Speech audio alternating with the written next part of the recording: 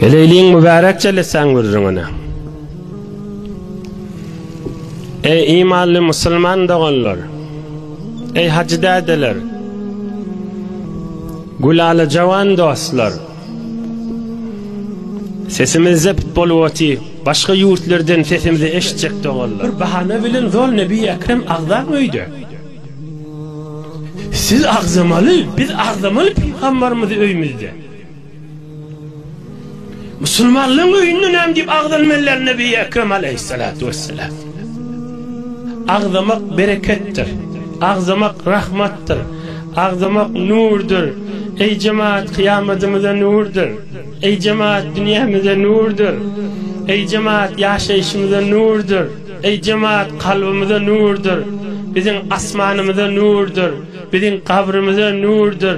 Bizim sırat köprüğümüze nurdur. Bizim amal namamıza nurdur. Bizim terediğimize nurdur. Ey henüz ömrü tükünmedik fırsatın vardır ha Nebi Ekrem ağzamağa. Ey hadir günü yaşmadık Müslüman. Ey hadir günü yaşmadık Müslüman. Ey hadir defter bağlanmadık Müslüman. Ey hadir kabra caylanmadık Müslüman, fırsatın vardır ağda kerrer. Dirman Resulullah canı ağza.